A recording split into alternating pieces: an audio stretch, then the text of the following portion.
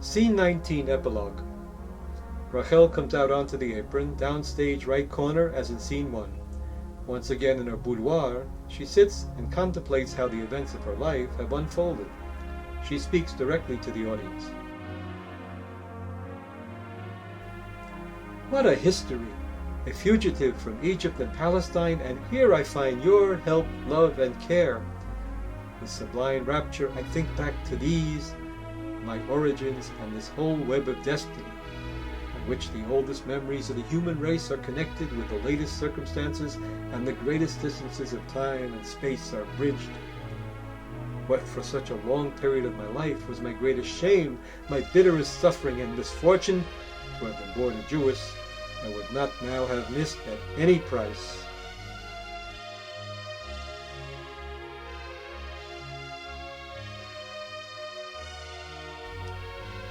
The actress playing Rahel now looks over the character she has been playing. She stands and shares her reflections with the audience. The emotional and vocal tone should be clearly different from that of the character Rahel.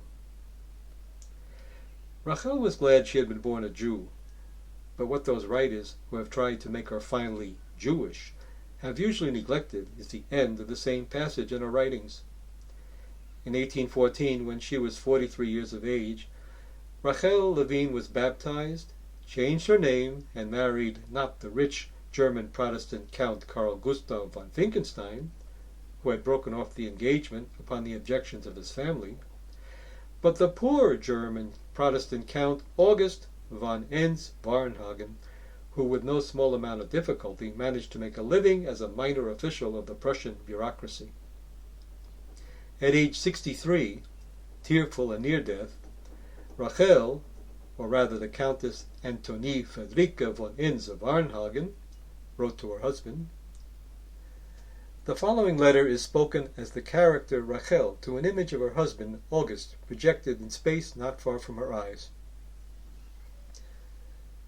Dear August, my heart is refreshed in its innermost depths.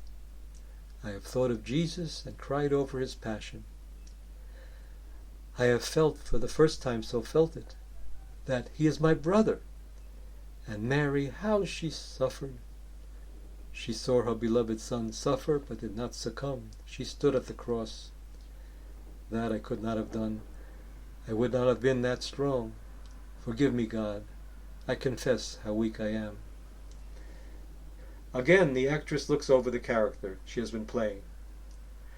On March 7th, 1833, Rahel died and was laid to rest in a vault at Trinity Church near the Halesse Tor in Berlin. 30 years later, she was buried there together with her husband Varnhagen. Rahel died childless, and thus was fulfilled. Rahel did weep for her children, for they were not.